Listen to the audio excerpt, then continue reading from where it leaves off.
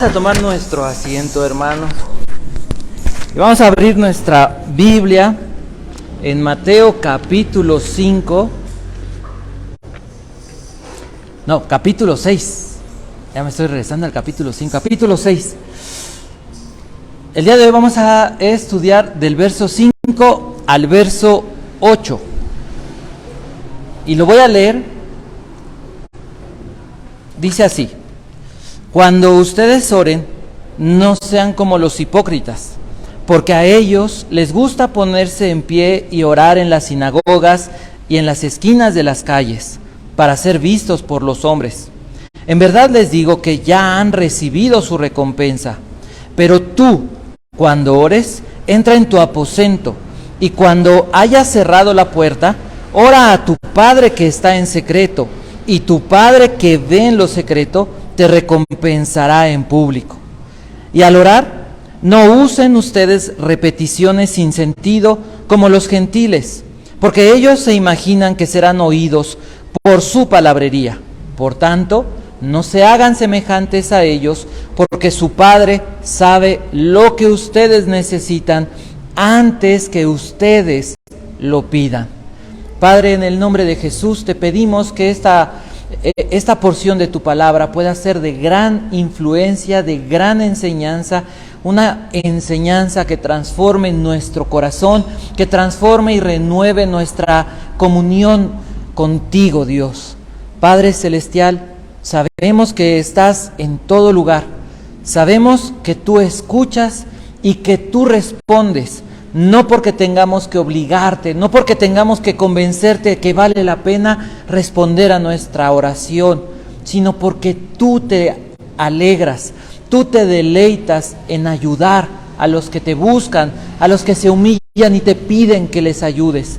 En esta mañana te pedimos ayuda, te pedimos que nuestro corazón y nuestra mente pueda ser iluminado por tu Espíritu, que nuestra mente y nuestro corazón pueda ser lleno con el poder de tu Espíritu, transformados, que entendamos más profundamente la gloria de poder hablarte, de poder entrar en esta conexión contigo a través de la oración. Ponemos nuestras vidas en tus manos y te damos gracias, Padre, por Cristo Jesús. Amén. Vamos a titular el mensaje: Mi alma con mi Padre. La oración es una práctica común. Shakespeare decía estas palabras: mis palabras suben hacia arriba, mis pensamientos quedan abajo. Las palabras sin pensamientos no llegan al cielo. ¿Sí? A veces, no sé si ustedes se han encontrado de esta manera, hablando, pero cuando nos damos cuenta estoy pensando en, no sé, el trabajo, en un problema, en una persona, en una situación o en mí mismo, me estoy autocontemplando. Y un hombre llamado Charles Hodge, un teólogo, dijo lo siguiente: la oración es la conversación de mi alma con Dios. La oración es la conversación de mi alma con Dios. Mi alma, el Espíritu Santo. Entonces hemos leído este pasaje y podemos ver, ya lo comentamos hace 8 días, que este capítulo 6 hace el Señor Jesús 3 enseñanzas sobre, se me fue la palabra, actitudes o actividades espirituales. La primera que vimos hace 8 días fue hablar sobre las limosnas o las ofrendas. En el capítulo 5 el Señor Jesús enseñó sobre el carácter cristiano. Ahora en el capítulo 6 sobre las actividades o sobre las acciones espirituales. Hay libros así como comentarios bíblicos, como libros de teología, que tratan sobre las disciplinas espirituales. Y la verdad es que vendría bien que se consiguieran un libro de esos y se darían cuenta de por qué a veces nuestra vida es tan parecida a la gente del mundo. Porque Tal vez nadie nos ha hablado de eso. Cuando yo empecé a estudiar eso dije, en la torre, en la vida es más, yo no sabía ni que existía eso. Y algunos de ustedes se las mencioné. Y algunas son guardar silencio, algunas es meditar, algunas es estar memorizando y tratar de profundizar conectados con el Espíritu Santo, con Dios a través de su palabra, el ayuno, la vida o un tiempo, una velada de oración. Algunas son de abstinencia, de no voy a hacer esto, no voy a hacer esto, no voy a hacer esto, que tiene que ver con renuncias al pecado, o renuncias a los deseos de la carne, renuncias a cosas que parecen que no son tan malas o que no son malas en sí, pero que nos llevan poco a poco hacia actividades mundanas. Y bueno, ya les hablé un poquito de esto. Entonces, en el capítulo 6, el Señor Jesús habla sobre estas cosas, las actividades o las disciplinas espirituales. Y ahora es la segunda actividad espiritual que el Señor Jesús practicaba, que es la oración. La oración. Entonces, se nos enseña a través de la oración cómo es que podemos mantenernos caminando en este mundo, un mundo rebelde contra Dios, pero podemos vivir en este mundo conectados con nuestro Padre, con nuestro Rey, con nuestro Señor. Porque es la única manera de poder vivir bajo los estándares de la Biblia. Algunas veces nos dicen, es que ser cristiano significa que no puedes hacer nada, que te prohíben hacer todo. Pues sí puede ser cierto. Es una vida de prohibiciones, tal vez, o podríamos entenderla como una vida en la que nosotros hemos muerto. Y un muerto no desea nada. Una persona muerta no desea vivir el sábado y el domingo viendo fútbol, soccer, o vivir toda la semana buscando su propio placer, o vivir a su manera, o vivir bajo sus pensamientos, o vivir disfrutando de lo que ofrece el mundo. Entonces, la manera de mantenerme conectado de una forma continua con Dios es a través de la oración. Encontramos muchos ejemplos de oración en las Escrituras. Encontramos oraciones como los Salmos, oraciones muy largas. Encontramos oraciones como el Señor Jesús en Juan 17, una oración de un capítulo completo.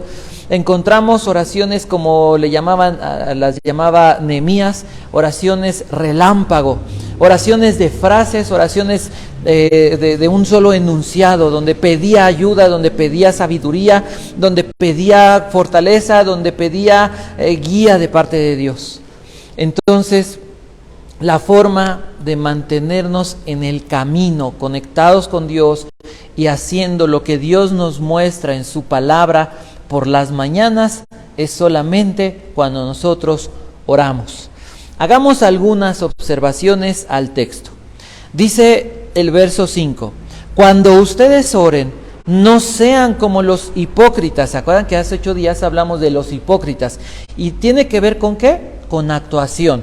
Tiene que ver con falsedad. Tiene que ver con hacer un show. No hagan como si fuera esto una película, no hagan como si esto fuera una escena teatral. No se trata de eso. ¿Por qué el Señor Jesús está hablando de la oración como una forma tan cotidiana, como algo normal? Porque se entendía que los judíos tenían una vida de oración. Y ahorita vamos a ver algunos pasajes. Quisiera que leyéramos para poder contextualizar esto, Marcos capítulo 11, verso 25. Dice, y cuando estén orando, perdonen si tienen algo contra alguien, para que también su Padre que está en los cielos les perdone a ustedes sus transgresiones. ¿Qué está diciendo el Señor Jesús? Él está hablando. Dentro de la oración, una práctica normal debe ser el perdón hacia nuestros semejantes, hacia los prójimos, hacia los que amamos, pero también hacia nuestros enemigos. Lucas capítulo 18, verso 11 y verso 13. Lucas capítulo 18, verso 11 y verso 13. Dice así: el fariseo, puesto en pie, oraba para sí de esta manera. Dios, te doy gracias porque no soy como los demás hombres, estafadores, injustos, adúlteros, ni aun como este recaudador de impuestos. Y comienza a narrarle a Dios su forma de vivir. Yo ayuno 2 veces por semana. Doy el diezmo de todo lo que gano. Pero el recaudador de impuestos, de pie a cierta distancia, dice que no levantaba ni la voz.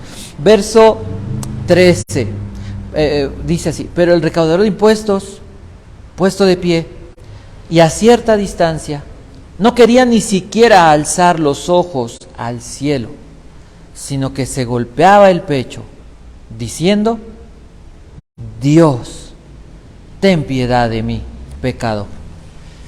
Entonces, tanto los recaudadores de impuestos como los fariseos, hablando de extremos, y la gente, en teoría tenían una vida de oración hace 2000 años. El Señor Jesús les dice: bueno, no vamos a tratar el asunto de si oran o si no oran, porque se supone entonces que oran, pero les voy a enseñar cómo no orar.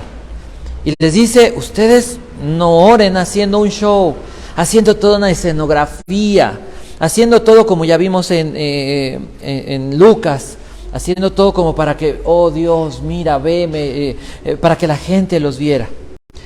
Era una buena costumbre orar. Era una de las costumbres más importantes. ¿Se acuerdan ustedes? No todos tenían una copia de la ley o una copia de la escritura. Lo que hasta ese momento se tenía era el Antiguo Testamento. No todos tenían, pero aun cuando fueran pobres, si ustedes recuerdan, las mujeres no sabían ni leer, ¿no? Algunos hombres no sabían leer ni escribir, muy pocos sabían escritura y sabían matemáticas. Entonces había algo que nadie podía decir: es que yo no puedo. ¿Qué era qué? La oración. Entonces veamos algunos ejemplos de esta costumbre que tenían, no en un mal plan, sino es una buena costumbre. Isaías capítulo 55, verso 17. Salmos 55, Salmos 55, verso 17. De todas maneras, ahí está.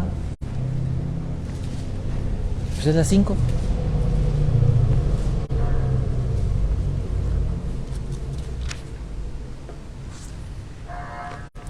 Dice así: tarde, mañana y mediodía me lamentaré y gemiré, y él oirá mi voz. En las 60 dice tarde a mediodía, mañana a mediodía y por la tarde levantaré mi voz. Entonces entendemos en los salmos que la costumbre que tenían los judíos, se suponía todos, era que oraban ¿cuántas veces? 3 veces al día.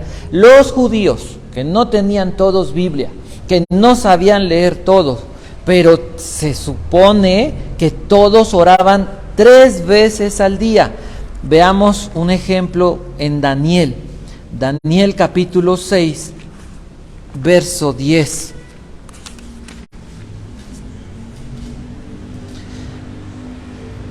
Se lleva a cabo el edicto: al que no adore la imagen, al que pida ayuda a otro Dios, que no sea al rey Nabucodonosor, lo van a lanzar al foso de los leones. ¿Se acuerdan? Y dice que Daniel escucha ese edicto firmado por el rey. Y dice el verso 10: cuando Daniel supo que había sido firmado el documento, entró en su casa, en su aposento superior, tenía ventanas abiertas en dirección a Jerusalén. Y como solía hacerlo antes, continuó arrodillándose 3 veces al día, orando y dando gracias delante de su Dios. ¿Qué es lo que sucedió? Tiene un momento de peligro, tiene un momento de crisis, y lo primero que hace es correr, regresa a su casa, y en su casa tenía un lugar preparado. Eso es importante, hay un lugar preparado para la oración. Pedro tenía la azotea de su casa, el Señor Jesús se iba al Monte de los Olivos, y cada uno tenía un lugar especial para la oración. Entonces, ¿se puede orar en la cama acostado? Bueno, sí se puede, sí se puede. ¿Y hay que hacerlo? Sí, antes de dormir hay que hacerlo. Pero la enseñanza bíblica es que ellos tenían y ellos sabían que había que tener un lugar especial para orar. Y puede ser a lo mejor en tu cama porque no tienes mucho espacio, está bien, pero con la actitud correcta. Daniel huye, va a su casa, y no solamente es un cuarto cualquiera, sino es un cuarto porque para él era especial orar hacia la ciudad santa, donde Dios había dicho que moraría su presencia. Un hombre temeroso de Dios. Hechos capítulo 3. Dice así, verso 1. Cierto día, Pedro y Juan subían al templo a la hora 9. ¿Cuál es la hora 9? ¿La hora tercera? ¿Cuál es? 9 de la mañana. ¿La hora sexta? Las 12. ¿No saben eso? Ok, entonces apunten. La hora tercera son las 9 de la mañana, la hora sexta, el mediodía, y la hora 9, las 3 de la tarde. Y les va a servir cuando ustedes estudien la crucifixión de Jesús, también para entender eso. Entonces oraban 3 veces al día las personas que temían a Dios. Los lugares preferidos eran el templo, eran las sinagogas. Pero ¿qué creen? ¿Qué creen que pasaba?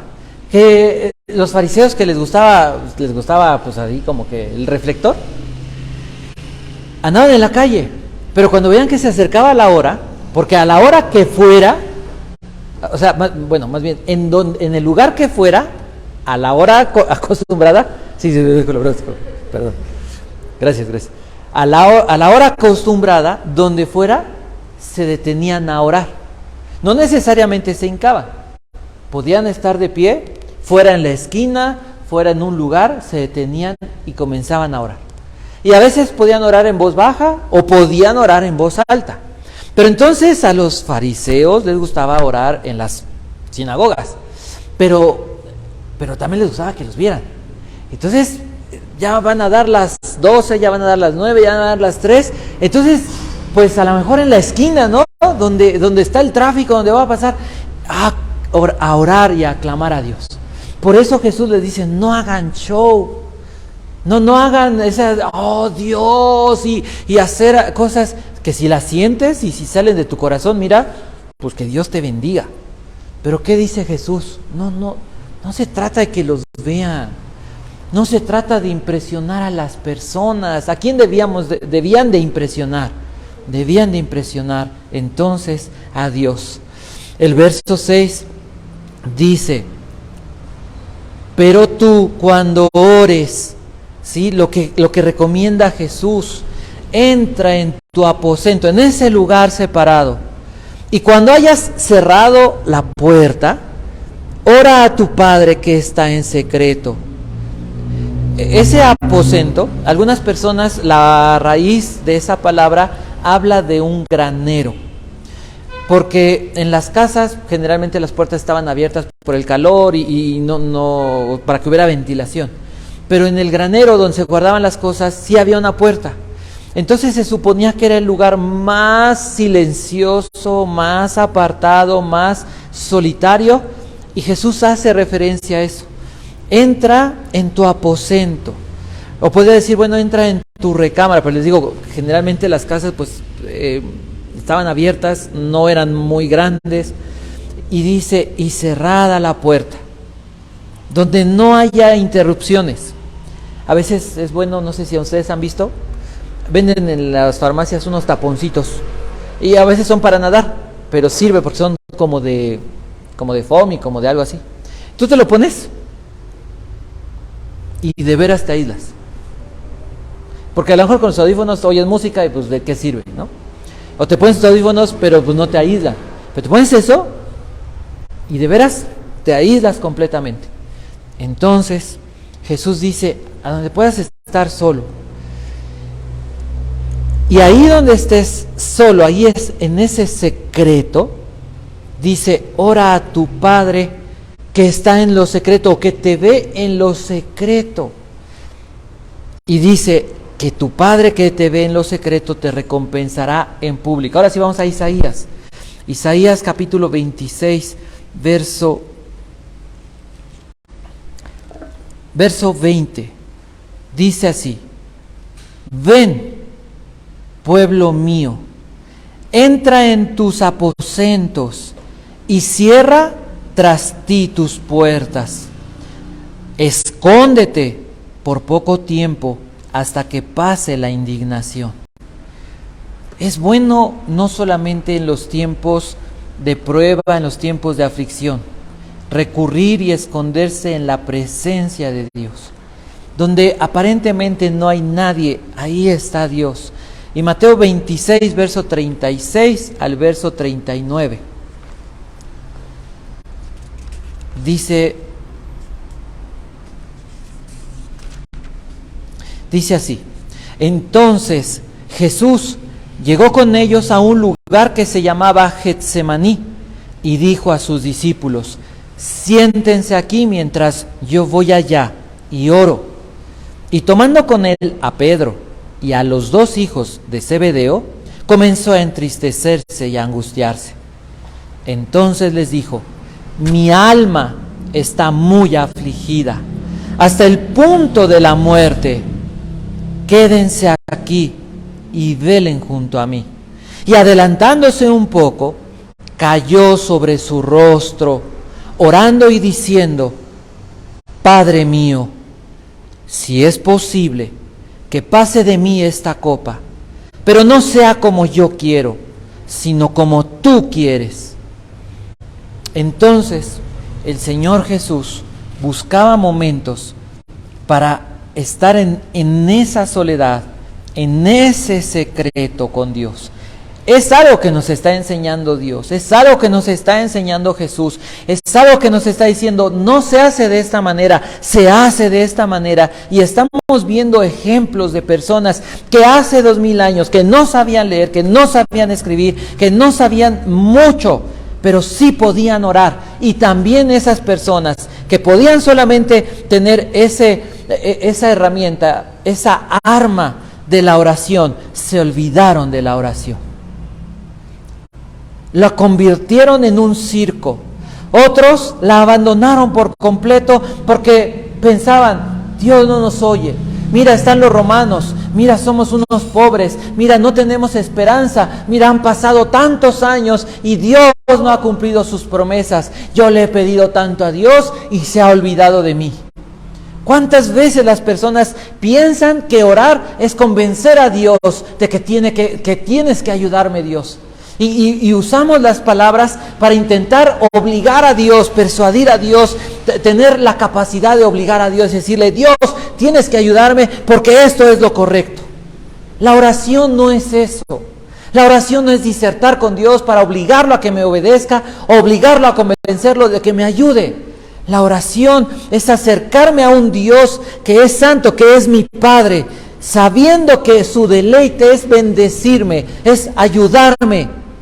Y al orar yo, puedo esperar que Dios responda gustosamente a mi oración. La gente dice, ¿para qué oro si Dios lo sabe todo? Vamos a dar respuesta a esa pregunta, que realmente es una pregunta un poco necia, ¿no? Dice el verso 7, y al orar no usen repeticiones sin sentido, como los gentiles. Se acostumbraba a los griegos, hacían una serie de invocaciones. Algunas veces repetían muchas veces el nombre de su Dios, de su deidad, de su ídolo. Algunas otras mencionaban todos los ídolos que les venían a la mente. No solamente los griegos, a los paganos. Que no se me olvide uno, porque qué tal si se enoja y entonces no me pasa lo que estoy pidiendo. Algunas veces usaban palabras mágicas, ¿no? Algunas palabras, fíjense en algo. Esto es muy... ¿Se acuerdan que les he hablado de las religiones del misterio? De las personas que empezaban a gritar o escribían sus problemas y los quemaban y hoy se usa mucho eso en muchas partes. Bueno, dentro de eso había veces que las personas empezaban a hacer sonidos sin sentido, pensando que era una forma de atraer a sus ídolos para que les cumplieran sus peticiones. Jesús dice, no hagas como los gentiles. ¿Sí? Ya habló de los judíos, ya habló específicamente de los fariseos, ahora dice, mira, no hagas esto. ¿Entiende? No hagas esto. No uses palabras que no tienen sentido, no uses invocaciones, no usen ese tipo de cosas. Y el verso 8, vamos a ver cómo es que el Señor Jesús enseña que se debe de orar. Dice, por tanto no se hagan semejantes a ellos, porque su Padre, es decir, ustedes son sus hijos, sabe lo que necesitan. Entonces, ¿para qué oro si Dios sabe lo que necesito? Antes que ustedes lo pidan. Dios sabe todo, pero lo que enseña a Jesús, ¿qué es? Y Él lo hacía, que había que pedir. Oye, pues si Dios ya sabe que necesito esto y esto es bueno, ¿por qué no me lo da? ¿Por qué me hace que yo le pida? Creo que es un pensamiento soberbio.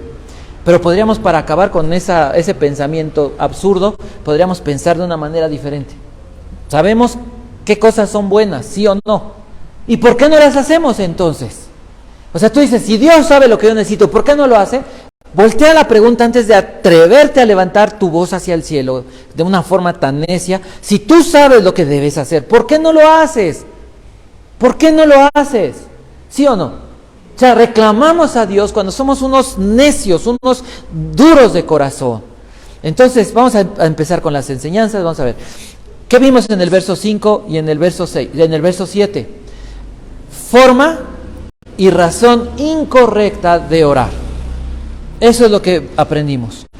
Verso 5 y verso 7, la forma y la razón incorrecta de orar. En el verso 6 y en el verso 8 vimos las formas y las razones correctas para orar. ¿Cuáles son las formas y las razones incorrectas? Las formas incorrectas son como los hipócritas, con un corazón falso que no busca a Dios.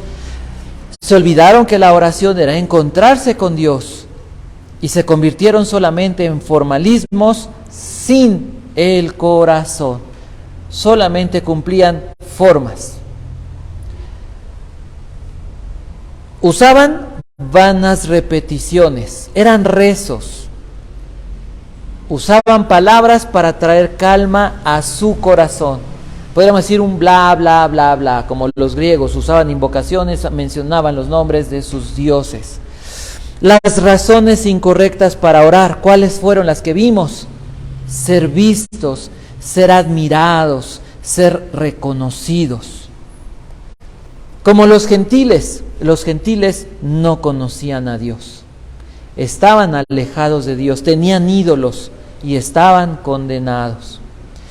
Las formas correctas y las razones correctas de orar, la oración es un ruego. La palabra prosechumai o prosecumai es un ruego, hablaba muchas veces de un voto, de hacer un compromiso con Dios. Es un acto de adoración, la oración es un acto de adoración. Y la forma correcta de orar es buscar, ¿qué dijimos? Un lugar íntimo. Orar consiste en buscar a solas, encontrarnos con Dios en un lugar íntimo. Debe ser una súplica, dice, secreta. hablar en lo secreto con Dios. ¿Qué hemos de pedir como conviene? Decía el apóstol Pablo, no lo sabemos. A veces no sé ni cómo comenzar a orar, a veces llego y le digo a Dios, a ver, voy a volver a orar, Padre esto, Padre el otro. Dios, ni siquiera sé si mis oraciones están llegando al techo. Pido entonces la intervención, deposito mi confianza en la intervención, en la operación del Espíritu Santo. Dice que intercede por nosotros con gemidos indecibles. Las razones correctas para orar, ¿cuál es la que encontramos? Para que seamos recompensados por nuestro Padre. La razón correcta para orar es mostrar humildad y dependencia hacia Dios. Y para mantener cerca mi corazón de mi Padre. Veamos algunos ejemplos. ¿Se acuerdan ustedes? Vamos a ver solamente a Elías. Elías como un buen ejemplo, y una ocasión en la que Elías está, veremos también un ejemplo. Vayamos al libro de Reyes. Por causa de tiempo pueden apuntar las citas ustedes, pero por causa de tiempo no vamos a poder verlos todos los ejemplos. Primer libro de Reyes, capítulo 17, verso del 19 al verso 22. Dice así. Esta historia, si han leído el libro de Reyes, Elías llega a vivir a la casa de una viuda que tiene un hijo, la viuda lo está alimentando, pero se le muere el hijo a la viuda. Y está Elías así, la viuda llega y le dice, mira, mi hijo ya se murió, y le reclama a Elías. ¿Qué es lo que hizo Elías? Verso 19 dice así. Dame a tu hijo, le respondió Elías. Y él lo tomó de su regazo y lo llevó a la cámara alta donde él vivía y lo acostó en su propia cama. Y clamó al Señor, oh Señor, Dios mío, ¿has traído también mal a la viuda con quien estoy hospedado, haciendo morir a su hijo? Entonces se tendió 3 veces sobre el niño y clamó al Señor, oh Señor, Dios mío, te ruego que el alma de este niño vuelva a él. ¿Es malo orar varias veces por una petición? Nunca. Es más, si ustedes observan, el apóstol Pablo, el Señor Jesús, Elías, Moisés, oraban muchas veces por el mismo asunto. Y yo les diría, no dejen de orar hasta que Dios les diga, como le dijo a Pablo, no. O que Dios les responda. No dejen de orar por lo que están orando hasta que Dios responda su oración. Dice así, verso 22. El Señor escuchó la voz de Elías y el alma del niño volvió a él y revivió. Entonces, ¿qué hizo Elías? No hizo una campaña y vamos a resucitar a este niño. ¿Qué hizo? Lo toma, se va a su cuarto, a donde él está habitando, está a solas, él y Dios. El niño está tendido, el niño está muerto, pero él comienza a orar, y no solamente una. Ora, se acerca al niño, se acuesta sobre él 3 veces, sigue orando. Y entonces, ¿qué dice la Biblia? Que Dios, ¿qué? Lo escuchó. ¿Y qué hizo Dios? O sea, Elías no convenció. Dios, es que tú sabes que es bueno esto. Mira, Dios, entiende, por favor, esto. ¿Qué dijo? Dios, mira, aquí vivo. Dios, se trata de ti. Se trata de que la gente pueda saber, o de que estas personas, esta viuda que te honra, este niño que te honra, puedan reconocer que tú estás con ellos. Dios responde su oración. Y encontramos en el siguiente capítulo un ejemplo de cómo oraban los gentiles. Primer libro de Reyes, capítulo 18. verso 26 al verso 29. Dice así. ¿Se acuerdan ustedes la historia? También es muy famosa, la historia de Elías y los profetas de Baal. Bueno, ¿se acuerdan que dice Elías, vamos a hacer esto? Vamos a poner fin a esta duda, le dice al pueblo. Si Jehová es Dios, sírvanle, ¿no? ¿Hasta cuándo van a estar dudando? Es que Dios, sí Dios. Bueno, pero es que Baal. Había tal confusión en el pueblo. Baal significa Señor. De hecho le decían Baali, que significa mi Señor. ¿Y cómo le decían a Jehová, el pueblo de Israel? Adonai, que significa Señor. Y literalmente es mi Señor. Adón es Señor, Adonai, mi Señor. Entonces la confusión del pueblo de Israel fue tanta que ellos decían, bueno, Baal o Jehová. Para ellos Baal y Jehová ya eran el mismo. Ya no sabían, pues es que Jehová es el que creó los cielos, la tierra, pero Baal es el de el que prospera las cosechas. No, pero Baal es el Dios de los dioses. Baal es el Dios de los valles, de los montes. Y había Baales, ¿no? O sea, como si Baal se manifestara en varias maneras. Imaginen la condición espiritual, teológica del pueblo de Dios. Entonces Dios mueve a Elías, y Elías va y hace este reto. Y les dice así. Entonces tomaron el novillo. Bueno, voy a leer desde el 25. Y Elías dijo a los profetas de Baal, escojan un novillo para ustedes y prepárenlo primero, pues son los más, e invoquen el nombre de su Dios, pero no le pongan fuego. No puedo explicar todo esto del fuego, pero era una trampa que luego hacían estas personas. Verso 26. Entonces tomaron el novillo que les dijeron y lo prepararon. Les dieron y lo prepararon. E invocaron el nombre de Baal desde la mañana hasta el mediodía, diciendo, oh Baal, respóndenos. Pero no hubo voz, ni nadie respondió. Y danzaban alrededor del altar que habían hecho. Como al mediodía, Elías se burlaba de ellos y decía, clamen en alta voz, pues es un Dios. Tal vez estará meditando, o se habrá desviado, o estará de viaje. Quizá está dormido y habrá que despertarlo. Y gritaban a grandes voces y se sajaban según sus costumbres con espadas y lanzas hasta que la sangre les chorreaba sobre ellos. Pasado el mediodía, se pusieron a gritar frenéticamente hasta la hora de ofrecerse el sacrificio de la tarde, pero no hubo voz, ni nadie respondió, ni nadie hizo caso.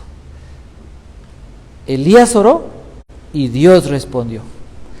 Estos hombres se hicieron daño, quemaron incienso, hicieron todas sus invocaciones y prepararon el sacrificio, hicieron su fiesta, hicieron toda su, ¿cómo se dice? Ay, se me fue la palabra, lo acabo de leer. Sus rituales, sus gritos frenéticos, ¿y de qué sirvió? De nada. ¿Cómo era la relación con Dios en la antigüedad de estos pueblos? Inexistente. ¿Cómo era la relación de aquellos judíos hace 2000 años con Dios? Se supone que oraban y se supone que hacían las cosas correctas, pero no con la actitud correcta, no de la manera correcta. ¿Qué encontramos en ese pasaje? Hablando de Dios. Dice que Dios está en el secreto, que Dios está donde aparentemente no hay nadie. En ese momento a solas, ahí está Dios. Dice que Dios es tan bueno que Dios bendice a los que le buscan, y que Dios es omnisciente y que Dios conoce todo lo que necesitamos antes de que nosotros lo pidamos. Y dice que Dios también es un Dios que recompensa a aquellos que le oran, a aquellos que lo buscan en lo secreto. Eso es lo que dice el Señor Jesús del Padre. Ese es el Dios de la Biblia. Si tú le oras al Dios de la Biblia, puedes experimentar lo que Jesús habló de él. Y puedes experimentar hasta obras milagrosas y sobrenaturales que hace Dios. La oración no se trata de convencer a Dios como si fuera un ídolo. Dios, respóndeme. Dios, necesito que me ayudes. No es convencer a Dios. La oración se trata de un acto de confianza, de que cuando yo me acerco a Dios, sé que Dios está deseoso de responder mi oración. La oración es entregarme a Dios. La oración es invocar a Dios con humildad. La oración es buscar, que es llamar la atención de Dios por mi fe, por mi actitud. La oración consiste en depender del plan perfecto, del amor, del propósito soberano de Dios. Eso es orar. No sé cuál es tu voluntad, Dios. Esto es lo que yo te pido, pero sé que tu voluntad es mejor, tu propósito es perfecto y tú me amas. De manera que lo que tú respondas a mi oración, porque Dios me va a responder, va a ser mejor de lo que yo le estoy pidiendo. ¿Cómo debemos de orar? Si pensáramos en algo que establece el Señor Jesús, ¿con qué actitud? Actitud de adoración, actitud de confianza, actitud de amor, actitud de dependencia, actitud de entrega. ¿Cuál es la forma en la que no debemos orar a Dios? Hacerlo como lo hacían los fariseos. Como comenzamos el estudio. ¿Qué decía Shakespeare? Mis palabras pueden subir, pero a veces mis pensamientos se quedan aquí. Palabras sin pensamiento no llegan a Dios. Entonces, orar sin el corazón, orar sin fe, orar sin creer que Dios quiere responder, es un pecado grave. Orar y decir, bueno, si tú quieres, Dios, pero defendiendo a Dios o ocultando mi incredulidad, ofende a Dios. ¿Cómo debemos de orar? Debemos de orar intensamente. Elías, dice la Biblia en Santiago, Elías era un hombre igual que nosotros. ¿Se acuerdan de Elías? Se deprimía. ¿Se acuerdan? Elías se enojaba.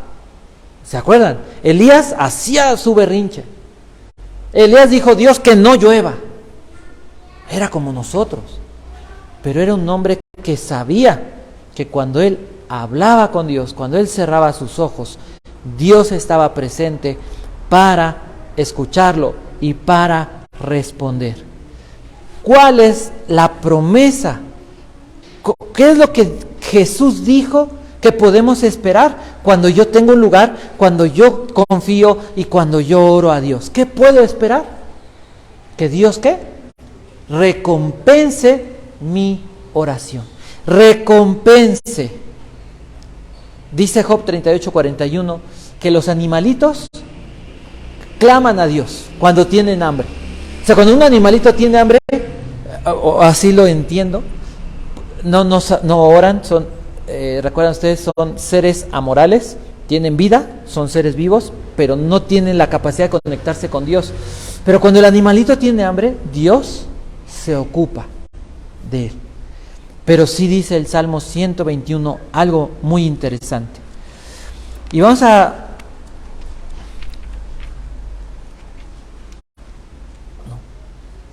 Primero la canción. Voy a leer el Salmo 121. Y después de esto, les voy a pedir que puedan cerrar sus ojos. Lo voy a leer en esta traducción, después lo voy a parafrasear en la 60, me gusta mucho la 60, dice así: levantaré mis ojos a los montes, ¿de dónde vendrá mi socorro? Mi ayuda viene del Señor, que hizo los cielos y la tierra. No permitirá que tu pie resbale, no se adormecerá el que te guarda. Jamás se adormecerá ni dormirá el que guarda a Israel. El Señor es tu guardador. El Señor es tu sombra a tu mano derecha. El sol no te herirá de día, ni la luna de noche.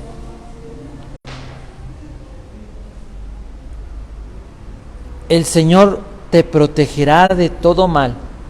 Él guardará tu alma.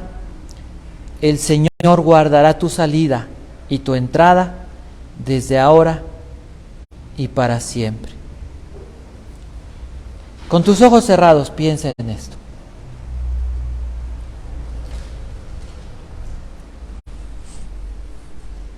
¿Qué dice la Escritura? Los montes eran la habitación donde se creía que moraban los dioses. Eran los lugares más altos donde la gente se acercaba a buscar la ayuda, en este caso de Dios. ¿Y qué dice? ¿De dónde podré esperar mi ayuda? No sé cuál pueda ser la condición en la que te encuentras el día de hoy, pero puedes escuchar estas palabras y saber que son palabras que Dios te dice a ti. Cuando preguntas ¿de dónde viene mi socorro? Dice la Biblia, mi socorro, mi ayuda viene del Señor. ¿Y quién es el Señor? El que hizo los cielos y la tierra. Dice, no va a dejar que nosotros nos resbalemos. Porque Dios no es como aquellos ídolos a los que esos hombres invocaron, que no responden. No son como aquellas figuras que están muertas. No son como aquellas pinturas o aquellas piedras que tallan las personas o aquellos pedazos de madera que las personas usan como amuletos. El Dios de la Biblia, nuestro Dios, nuestro Padre, el Padre Celestial, el Señor Jesucristo, es el Dios que no descansa, es el Dios que no duerme, es el Dios que siempre nos guarda, es el Dios que dice su palabra, el Señor te protegerá de todo mal. Padre, en el nombre de Jesús, ponemos nuestros corazones, ponemos nuestras vidas delante de ti. Padre Celestial, te pido que a cada uno de los que hoy estamos aquí, tu Espíritu nos ayude a entender estas verdades, estas realidades que hemos oído y que en este día, por medio de tu palabra, nos has hablado. Tu voz se oye a través de tu palabra, tú hablas verbalmente a través de tu palabra, que es la Biblia. Y el día de hoy entendemos, recordamos, aprendemos, según sea el caso, la forma correcta de venir a ti. Pero lo más hermoso es que dice tu palabra que tú recompensas a aquellos que en el secreto, a aquellos que en oración claman a ti por la ayuda. Padre, en el nombre de Jesús, en el nombre de Jesús, te pedimos